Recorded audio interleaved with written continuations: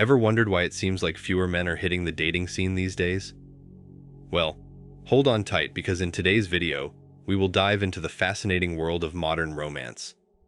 From arranged marriages to the rise of hookup culture, the dating game has undergone some major changes over the years.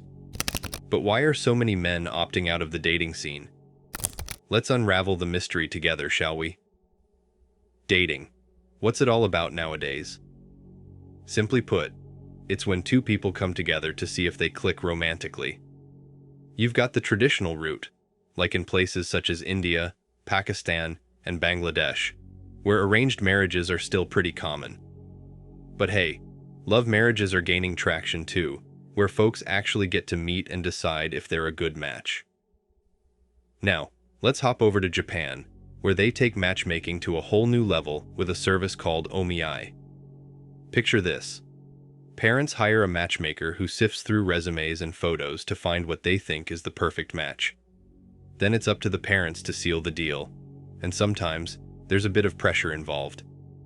But wait, Singapore's got its own spin on things with the Social Development Network, SDN, basically a government-backed agency that's all about pushing people towards marriage. They're like your ultimate wingman, but for tying the knot. Now let's jet off to Ethiopia, where the Niagatan people have some pretty interesting customs. Marriage here? It's all about four paths: arranged marriages, supervised courtship, inheritance, and yes, even abduction. Imagine going out for a drink and ending up at the altar with someone you've never laid eyes on before. Wild, right? But here's the thing. Dating? Most people will tell you it's not exactly a walk in the park.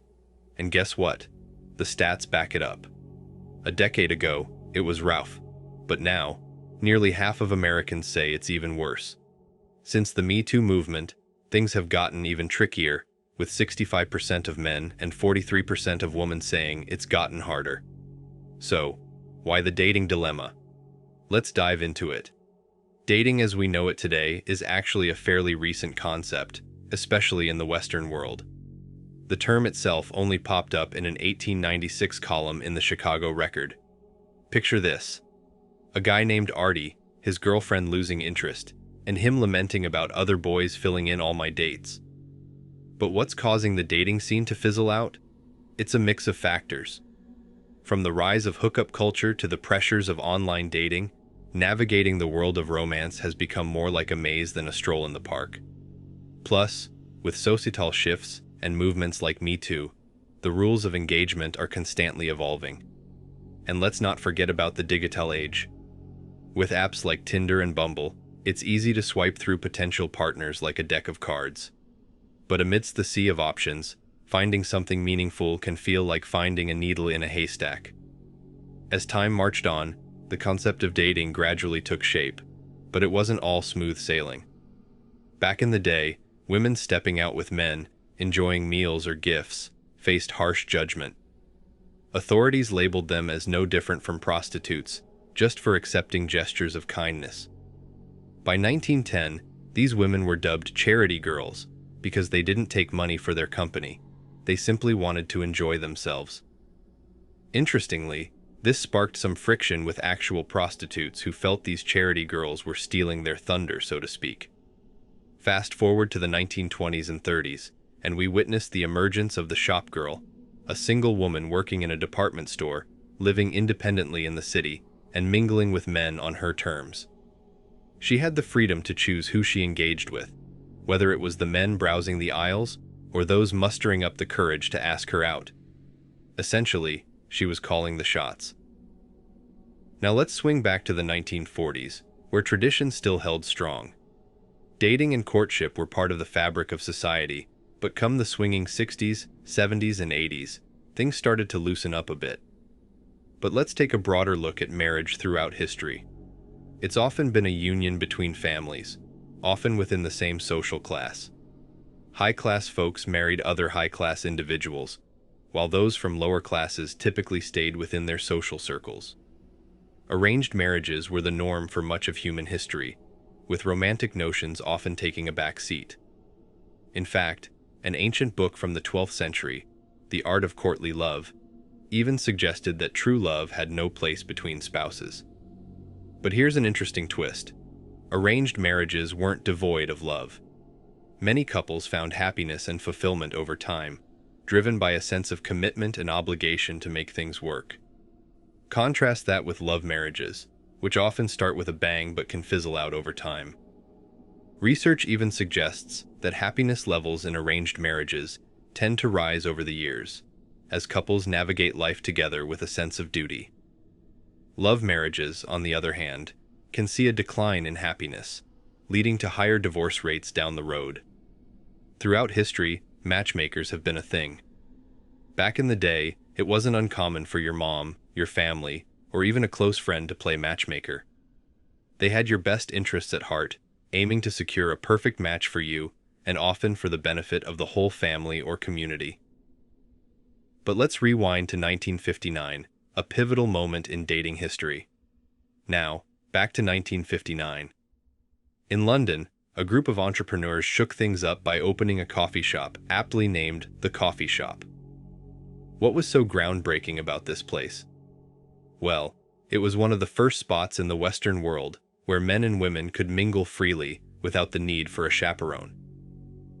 Now, that might sound bizarre by today's standards, but back then, even in the 1950s, it was considered inappropriate for unmarried men and women to be alone together. This coffee shop became a hotspot for socializing, bridging the gap between the sexes and laying the groundwork for modern dating as we know it. No longer bound by strict social norms, people could now meet, interact, and form connections without the watchful eye of a third party. It was a game changer, marking the beginning of a new era in romance. Fast forward to today, and the dating landscape has evolved even further. With the advent of technology and dating apps, meeting potential partners has never been easier. Swipe left, swipe right. The possibilities are endless.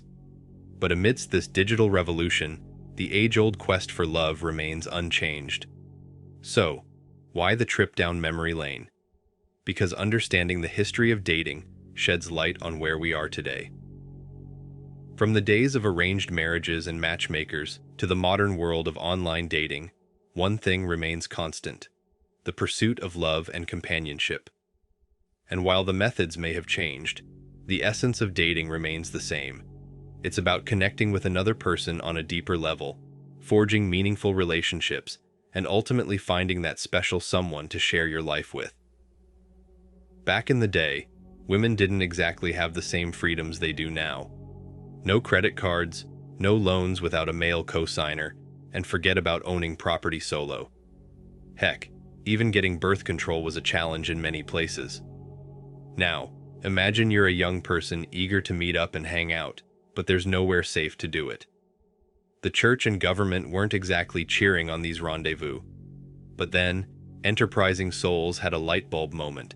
They opened coffee shops, providing the perfect spot for socializing. Fast forward a bit, and bam, the birth control pill hits the scene. This little pill was a game changer, giving women unprecedented control over their fertility. Suddenly, they could decide when they wanted to become parents, paving the way for more premarital hanky-panky. But hold up, did people really not have intercourse before marriage back then? Nope, it wasn't as common as you might think. Research shows that until the 1960s, only about 30% of people were getting frisky before saying "I do." Then, cue the dramatic shift. Now, the hippies often get the credit for this sexual revolution, but let's get real. It was the birth control pill that truly revolutionized things. Sure, the hippies were all about free love, but it was the pill that removed the fear of unplanned pregnancies. And guess what? It's still the go-to contraception method for many women today. But wait, why are we still chatting about this? I mean, birth control is readily available, and premarital sex is no longer the scandal it once was. Well, here's the thing. We've kind of lost our way. We've got the freedom, but maybe we're not quite sure what to do with it anymore. In the 1950s and 60s, going on a date meant you were testing the waters, seeing if there was chemistry and compatibility. But fast forward to today, and things are a bit murkier. With first date sex becoming more common, there's a lot of uncertainty floating around. Picture this. You're scrolling through Tinder, but how do you really know what someone's after? Long-term commitment? A quick fling? It's all up in the air, and that uncertainty is causing a whole heap of issues. In fact, many folks are opting out of the dating scene altogether because of it. Now, I'm not here to bash premarital sex. It's not about that. What we really need is an open dialogue about our intentions. But sadly, that conversation isn't happening as much as it should. Check the stats. Only about 20% of young people say they want to tie the knot. But here's the kicker. They still want kids. Now that's where things get tricky. You can't exactly raise a child without some form of long-term commitment, right?